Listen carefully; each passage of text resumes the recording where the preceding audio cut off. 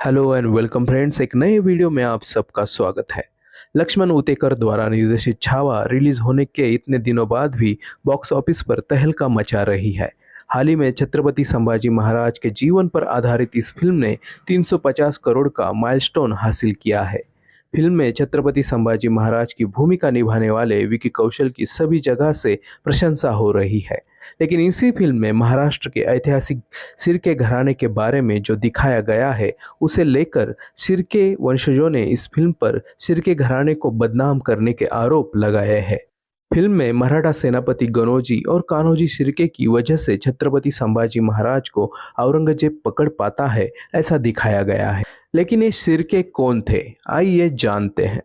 छत्रपति शिवाजी महाराज ने गनोजी और कान्होजी शिर्के के पिता को जमीन देने का वादा किया था, ऐसा इस फिल्म में दिखाया गया है, जिसे देने से बाद में छत्रपति संभाजी महाराज ने मना कर दिया था, जिससे दोनों शिर्के भाई मुगलों के पक्ष में चले जाते हैं और छत्रपति संभाजी महाराज कहाँ है इसका पता बताते हैं, ऐसा भी इस फिल्म में दिखाया गया है।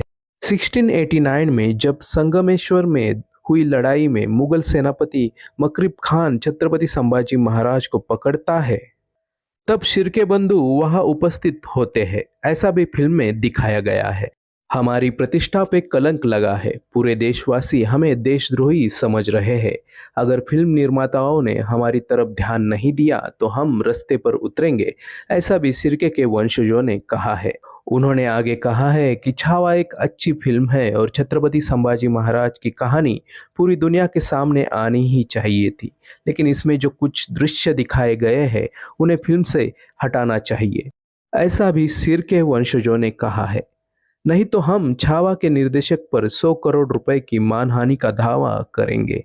दरअसल शिर्के घराना कई मराठा घरानों में से एक है। छत्रपति शिवाजी महाराज के घरानों से उनके नजदीकी संबंध थे।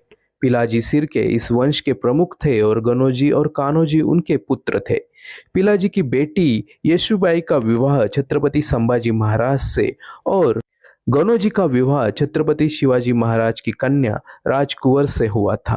कहा जाता है कि छत्रपति शिवाजी महाराज ने पिलाजी शिर्के को जमीन देने का वादा किया था, जिसे लेकर गनोजी और कान्होजी शिर्के ने छत्रपति संभाजी महाराज के पास इसकी मांग की थी।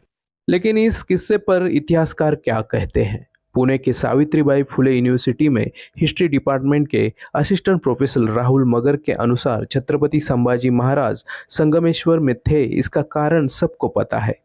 जेदे शकावली में जेदे देशमुखों की घटनाओं का इतिहास है, जिसमें स्पष्ट रूप से कहा गया है कि कवि कलश और शिर्के के बीच विवाद हुआ था, जिसकी वजह से कवि कलश को भागना पड़ा था।